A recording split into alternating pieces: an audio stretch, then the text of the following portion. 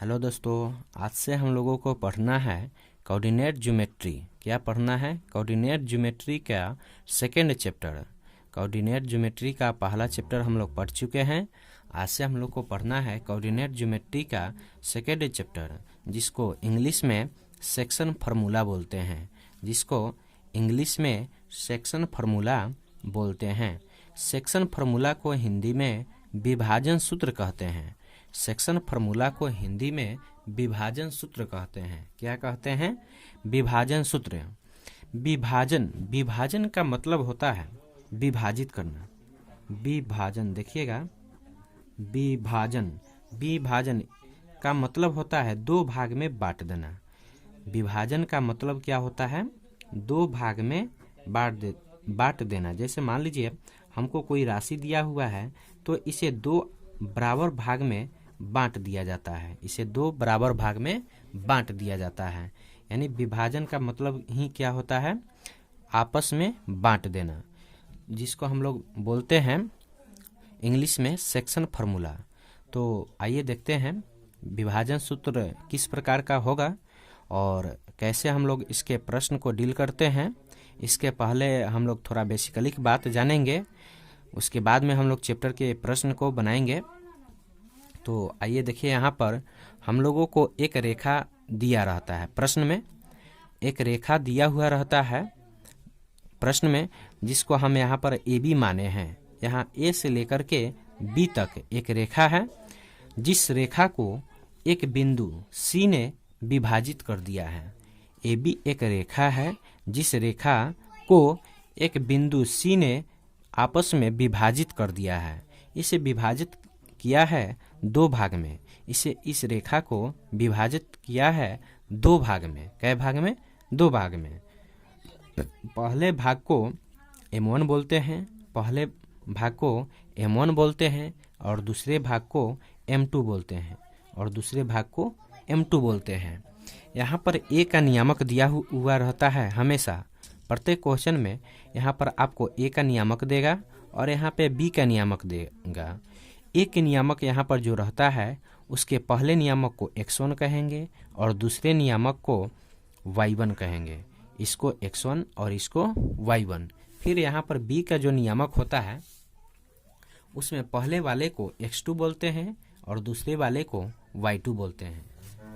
पहले वाले को x2 बोलते हैं और दूसरे वाले को y2 बोलते हैं।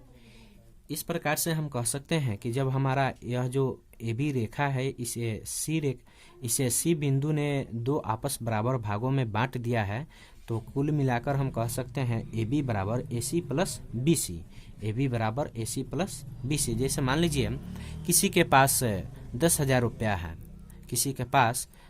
रुपया है, और दो आदमी के बीच में वह बांट दिया। जैसे मान लीजिए किसी के पास कितना रुपया है?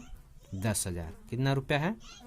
10,000 रुपया है और इसे दो बराबर भाग में बांट दिया गया। कै भाग में? दो बराबर भाग में। तो एक आदमी को मिलेगा 5,000। कितना मिलेगा? 5,000। और दूसरे को भी कितना मिलेगा? 5,000। और जब दोनों को ऐड करेंगे तो कुल मिलाकर हमारा फिर से कितना आ जाएगा? 10,000। कितना आ जाएगा? 10,000। इसी प्रकार से हमारा ए बी एक रेखा है जिसे एक बिंदु सी ने बीच में विभाजित किया है। इसलिए हम ए बी बराबर ए सी प्लस बी सी बोल सकते हैं। और यहाँ पर हमारा यह जो रेखा है दो भाग में विभाजित हुआ है। यहाँ ए से लेके सी तक को M1 बोलेंगे और सी से लेके बी तक को M2 बोलेंगे। क्या बोलेंगे? M2 बोलेंगे। तो कुल मिलाकर हमारा AC बटा BC बराबर M1 बटा M2 हुआ। AC बटा BC बराबर M1 बटा M2 हो गया। हम ऊपर वाले अनुपात को M1 बोलते हैं और नीचे वाले अनुपात को M2 बोलते हैं। यानी पहला जो नियामक देगा, पहला खंड का जो मान देगा अनुपात का, उसे M1 बोलेंगे और दूसरे भाग का जो अनुपात देगा उसे M2 देंगे। यह इस प्रकार से कभी कभी दिया रहता है AC अनुपात BC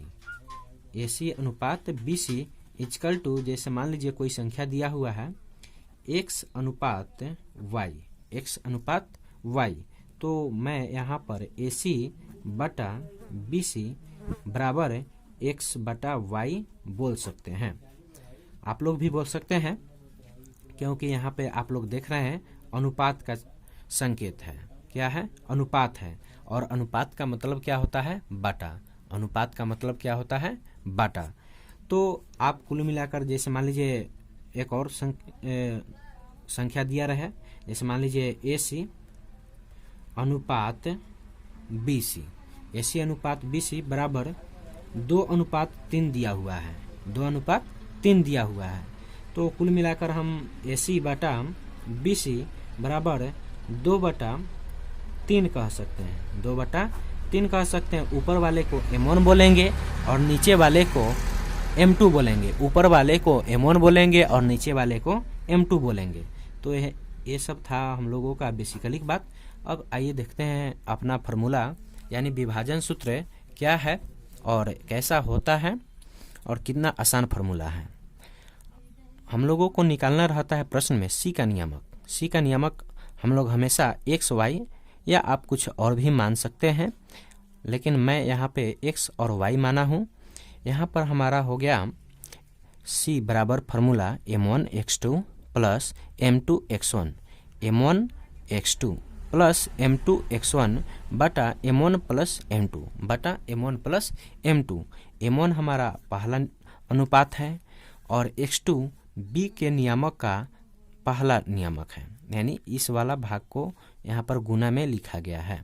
उसके बाद में M2 जो है BC को बोल रहे हैं और x1 जो है यहाँ A के नियामक जो दिया हुआ है वो वाला यहाँ पे हमेशा रहता है। उसके बाद में comma M1 y2 plus M2 y1 बटा M1 प्लस M2 हो गया। इसी बात को मैं यहाँ पे लिखा हूँ x बराबर M1 x2 plus M2 x1 बटा M1 प्लस M2 बटा M1 प्लस M2। यहाँ पर देखिएगा x बराबर M1 x2, M1 x2 यहाँ पर कोई चीज़ का संकेत नहीं है, तो आप समझिएगा गुना है। क्या है? गुना है। M1 गुना x2 मतलब इस दोनों के बीच में कोई संकेत दिखाई नहीं दे रहा है, तो मैं समझूंगा यानी आप लोग भी समझेंगे कि यहाँ पे गुना का संकेत है। तो यहाँ पर M1 into x2 plus M2 into x1 या M2 x1 भी बोल सकते हैं बटा M1 प्लस M2। कुल मिलाकर कहेंगे M1 x2 plus M2 x1 बटा M1 प्लस M2। ये हमारा हो गया x का फार्मूला। किसका हो गया? x का। उसके बाद में y का फार्मूला देखिएगा M1 y2 plus M2 y1, y बराबर M1 y2 plus M2 y1 बटा M1 प्लस M2 बटा M1 प्लस M2। तो ये हमारा हो गया किसका फार्मूला? y का। किसका हो गया? y का। यानी इस प्रकार से हम लोग x और y को निकाल सकते हैं। जैसे मान लीजिए यहाँ पर कोई प्रश्न दिया हुआ है, कोई प्रश्न इस प्रकार से दिया हुआ है। यहाँ पर मान लीजिए AB एक रेखा है। क्या है? AB एक रेखा है जिसका नियामक यहाँ पे 2,4 और इसका नियामक 3,6 दिया हुआ है और इसके विभाजित करने वाला बिंदु दिया हुआ है x, y। क्या दिया हुआ है? x, y जो हम लोग को निकालना है, जो हम लोग को निकालना है। यहाँ पर इसका अनुपात दिया हुआ है 3 और इसका अनुपात दिया हुआ है 4। जैसे यहाँ पर हो गया हम लोग का A का नियामक 2,4 और B का नियामक हो गया 3,6। यहाँ पर हमारा पहला खंड में 3 है और दूसरा में क्या है? 4। तो M1 का मान 3 हो जाएगा और M2 का मान 4 हो जाएगा। M1 का मान 3 हो जाएगा और M2 का मान क्या हो जाएगा? 4 हो जाएगा। इसे बनाना है, C का नियामक निकालना है। तो देखिए कितना आसानी से आप निकाल सकते हैं। हमारा फार्मूला x बराबर क्या है? देखिएगा ध्यान से M1 x2 plus M2 x1 बटा M1 प्लस M2 बटा M1 प्लस M2। तो आपका M1 कितना दिया हुआ है? ध्यान से देखिए 3 है। कितना है? 3। तो 3 हो गया गुना x2 है। क्या है? x2। तो आपको हम पहले ही बताए हैं कि b के नियामक का जो पहला मान होगा उसे x2 बोलेंगे। उसे क्या बोलेंगे? x2 बोलेंगे। जैसे मान लीजिए यहाँ पर देखिएगा ध्यान से, यहाँ पर AB एक रेखा है, ठीक, AB एक रेखा है।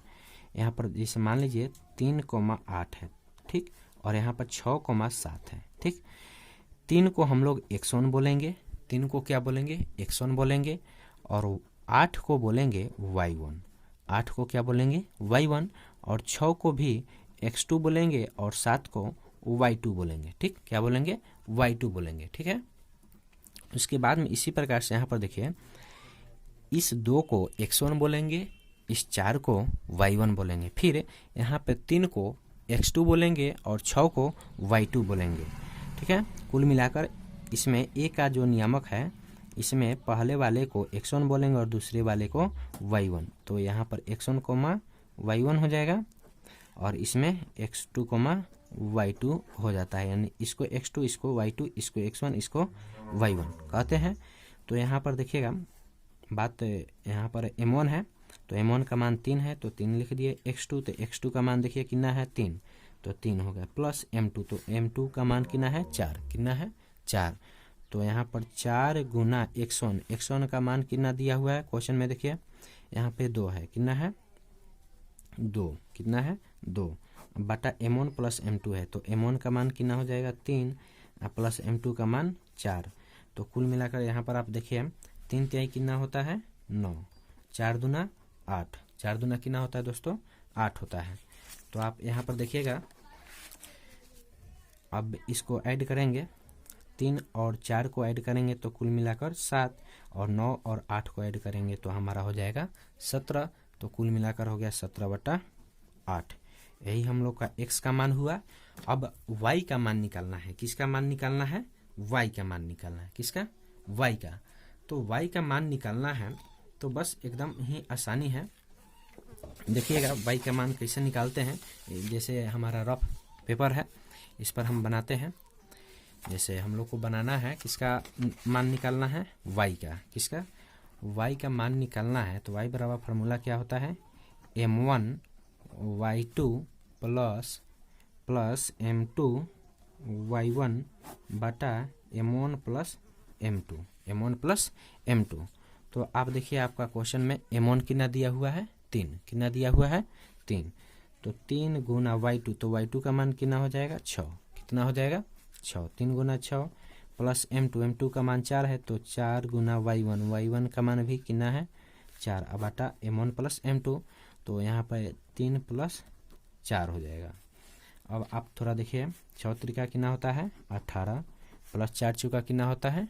16, और 3 और 4 को जोड़ेंगे तो कुल मिलाकर हमारा 7 हो जाएगा। कितना हो जाएगा? अब यहाँ पे 18 और 16 को ऐड करेंगे तो हमारा कितना हो जाएगा? 34। कितना हो जाएगा? 34/7। तो कुल मिलाकर देखिए आपको x का मान आया है 17/8 और y का मान कितना है? 34/7। 34/7 यही आप लोग का करेक्ट आंसर हुआ, यानी सी का नियामक हुआ। किसका नियामक हुआ? सी का नियामक हुआ। इस प्रकार से आप लोग आसानी तरीका से बना सकते हैं। चलिए थोड़ा अब प्रश्न को, अपने चैप्टर के प्रश्न को देखते हैं किस प्रकार से बनाया जाता है। प्रश्न है, ध्यान से देखिएगा,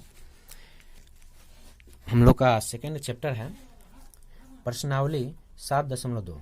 प्रश्नावली 7.2 क्वेश्चन देखिए ध्यान से। पहला क्वेश्चन है, उस बिंदु के निर्देशांक ज्ञात कीजिए।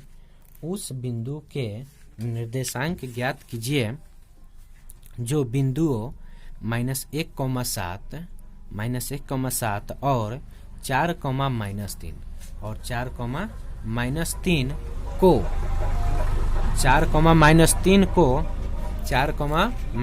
को मिलाने वाले रेखाखंड को 2:3 के अनुपात में विभाजित करता है।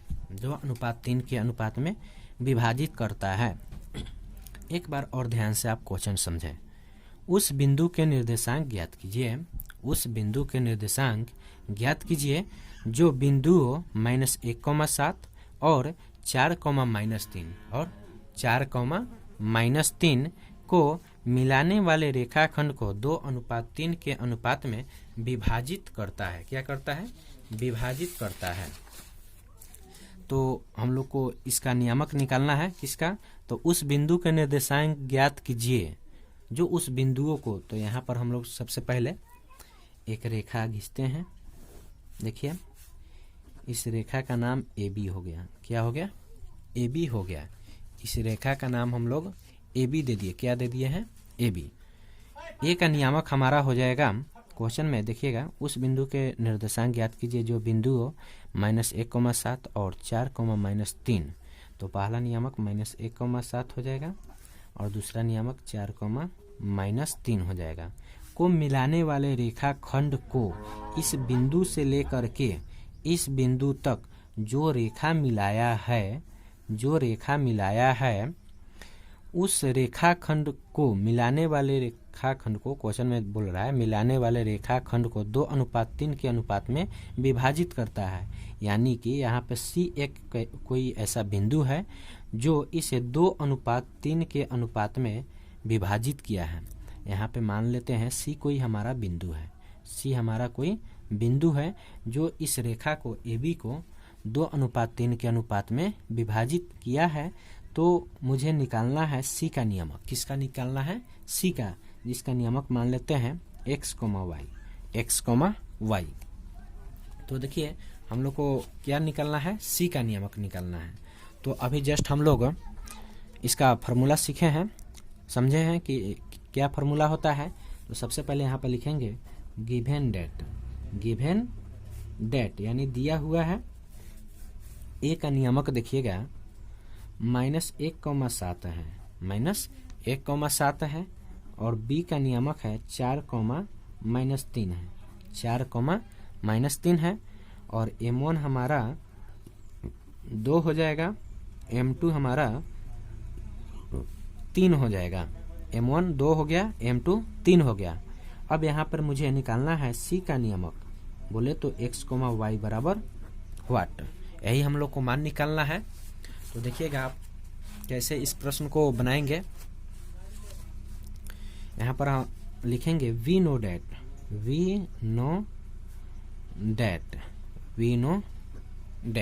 यानी हम लोग जानते हैं। क्या जानते हैं? तो विभाजन सूत्र यानी सेक्शन फार्मूला हम लोग जानते हैं। लिखेंगे C यानी x, y बराबर M1 x2 plus M2 x1 बटा क्या होगा? M1 plus M2। उसके बाद में comma M1 y2 plus M2 y1 बटा M1 प्लस M2 हो गया। तो देखिएगा M1 दिया हुआ है, M2 भी दिया हुआ है। यहाँ पर इसको x1 कहेंगे, इसको y1 कहेंगे, इसको x2 कहेंगे, इसको y2 कहेंगे। हम बहुत दिन से आप लोग को बता रहे हैं, इसको x1, इसको y1, इसको x2, इसको y2 रट लीजिए, समझ लीजिए, पूरा ध्यान में बैठा लीजिए कि इसको x1 ही बोलते हैं, इसको y1 बोलते हैं, इसको x2 बोलते हैं, इसको y2 बोलते हैं। तो कुल मिलाकर देखिए सबसे पहले M1 है, तो M1 का मान आपका कितना दिया हुआ है? प्रश्न में 2 दिया हुआ है। कितना? 2। तो 2 और x2, तो x2 कितना दिया हुआ है? देखिएगा ध्यान से, यहाँ पे 4 है। कितना है? 4। तो 2 गुना 4 प्लस M2 कितना है? M2। तो M2 आपको कितना दिया हुआ है? 3। तो 3 गुना x1 का मान देखिए कितना दिया हुआ है? -1। कितना है? -1 बटा M1 प्लस M2 है। तो M1 का मान कितना हो जाएगा? 2 प्लस M2 का मान 3, कॉमा M1 y2। तो M1 का मान कितना हो गया? 2 और y2 का मान कितना हो जाएगा? -3 और प्लस है तो प्लस लिखेंगे। प्लस है तो क्या लिखेंगे? प्लस लिखेंगे। तो देखिएगा यहाँ पर हमारा प्लस हो गया, ठीक। उसके बाद में M2 है। क्या है? M2। तो M2 3 है, तो यहाँ पर 3 और y1, तो y1 कितना है? y1 आपका देखिए 7 है। कितना है? 7 है। y1 कितना है? 7 है। तो यहाँ पर M1 प्लस M2 है। क्या है? M1 प्लस M2, तो 2 प्लस 3। देखिएगा 2 से 4 में गुना करेंगे तो 4 दूना 8 और प्लस 3 से -1 में गुना करेंगे। इसके पहले थोड़ा सा बात आप लोग समझ लीजिए, जब प्लस से माइनस में गुना किया जाता है तो माइनस होता है, और जब माइनस से माइनस में गुना किया जाता है तो प्लस होता है, और जब माइनस से गुना प्लस में करते हैं तो माइनस होता है, और जब प्लस से गुना प्लस में करते हैं तो प्लस होता है। क्या होता है? प्लस। तो यहाँ पर देखिए 2 से 4 में गुना किए, दोनों प्लस है तो प्लस 8 हुआ। प्लस 3 से -1 में गुना करेंगे तो प्लस माइनस मिलकर क्या होगा? पहले माइनस, और 3 से 1 में गुना करेंगे 3, और 2 और 3 को ऐड करेंगे तो कुल मिलाकर हमारा कितना हो जाएगा? 5। उसके बाद में देखिए प्लस 2 से -3 में गुना करेंगे तो 3 दूना कितना हो जाएगा? -6, और यहाँ पर प्लस 3 गुना प्लस 7 है तो 7 तिरका कितना होता है? 21। यहाँ पर 21 हो गया, और 2 और 3 को जोड़ेंगे तो कुल मिलाकर 5। अब यहाँ पे देखिएगा 8 में से 3 घटाएंगे तो 5, और बाटा में फिर 5, कॉमा 21 में से 6 घटाएंगे, 21 में से 6 घटाएंगे तो मेरा कितना बच जाएगा? आप लोग देखिएगा 15। कितना बचेगा? 15 बटा 5, 5 3 15 और 5 एकम 5, कुल मिलाकर 1,3 हुआ। इसको x कहेंगे और इसको y कहेंगे। यही हम लोग का मान निकालना था, जो कि बन गया। तो नेक्स्ट प्रश्न देखेंगे नेक्स्ट वीडियो में। अगर आप लोगों को यह प्रश्न समझ में आया होगा, मैं उम्मीद करता हूं कि आप लोगों को कहीं से अब दिक्कत नहीं होगा। अगर दिक्कत है तो फिर से मैं आप लोगों को एक बार और समझाता हूं, ध्यान से समझिएगा। देखिए क्वेश्चन कह रहा था, उस बिंदु के निर्देशांक ज्ञात कीजिए। उस बिंदु के निर्देशांक ज्ञात कीजिए जो बिंदुओं -1,7 और 4,-3 को मिलाने वाले रेखाखंड को 2:3 के अनुपात में विभाजित करता है। तो यहाँ पर हमने एक का किया है, ए बी रेखा लिया है। ए का नियामक दिया हुआ था पहला, यहाँ पर लिख दिए। बी का नियामक भी दिया हुआ था, लिख दिए। और यहाँ वाला नियामक हम लोग को निकालना था, जो प्रश्न में ही बोल रहा है कि उस बिंदु के निर्देशांक ज्ञात कीजिए, जो कि लिख दिए। और इसे कितना के अनुपात में विभाजित कर रहा था? तो 2:3 के। तो यहाँ पर 2 हो गया और यहाँ पे 3। ए का नियामक लिख दिए, बी का नियामक लिख दिए। पहला खंड में जो है 2, इसको m1 बोलते हैं और दूसरी को m2 बोलते हैं। सी का मान निकालना है तो लिखे हैं वी नो डेट, यानी हम लोग जानते हैं। क्या जानते हैं? तो सी बराबर फार्मूला क्या होता है? m1x2 प्लस m2 x1 बटा m1 प्लस m2। उसके बाद में comma m1 y2 plus m2 y1 बटा m1 प्लस m2। m1 का मान आपको देखिए 2 दिया हुआ है। कितना दिया हुआ है? 2। कितना दिया हुआ है? 2। तो यहाँ पर 2 गुना 4 x2 हो गया 4 आपका, प्लस m2 क्या है? m2, तो m2 3 है, और x1 है तो x1 कितना है? -1। तो यहाँ पर पूरा लिख दिए, मान बैठा दिए। और फिर आपको देखिए m1, तो m1 का मान 2, और y2 तो y2 का मान कितना हो गया? -3 लिख दिए। फिर m2 है तो m2 का मान आपका 3 है तो 3 लिख दिए, प्लस 3 गुना y1 है तो y1 का मान कितना है? 7। तो यहाँ पर कितना बैठा दिया है? 7। उसके बाद में जोड़ घटाओ तो सबको आता है। 4 दूना 8 हो गया, प्लस 3 से -1 में गुना करेंगे -3, 3 दूना -6 हो गया, 7 त्रिका 21 हुआ, 8 में से 3 गया 5, 21 में से 6 घटाए 15, 5 एकम 5, 5 3 15, कट के हमारा कुल मिलाकर बच गया 1,3। यही हम लोग का प्रश्न था। तो अगर आप लोगों को कहीं से इस प्रश्न में दिक्कत है तो आप लोग कमेंट कीजिए, मैं आप लोगों को कहीं से कोई उपाय करके आपको समझाने का कोशिश करेंगे। अगर आप लोगों को इस प्रश्न में कहीं से भी दिक्कत है तो आप लोग हमें कमेंट कीजिए, पूछिए कि सर कैसे हुआ है, फिर से समझाइए। मैं आप लोगों को कोशिश करूंगा समझाने का। मैं उम्मीद करता हूं कि आप लोगों को यह वीडियो बहुत ही अच्छा तरीक़ा से समझ में आया होगा, और आप लोगों को हमारा ये वीडियो अच्छा लगा होगा, ये प्रश्न समझ में आया होगा। तो आप लोग हमारे वीडियो को सब्सक्राइब करें, लाइक करें, कमेंट करें, ज़्यादा से ज़्यादा अपने दोस्तों के ग्रुप में शेयर करें कि वो भी अपने घर पे आराम से तैयारी कर सकते हैं। तो आइए नेक्स्ट वीडियो में मिलते हैं नेक्स्ट प्रश्न के साथ।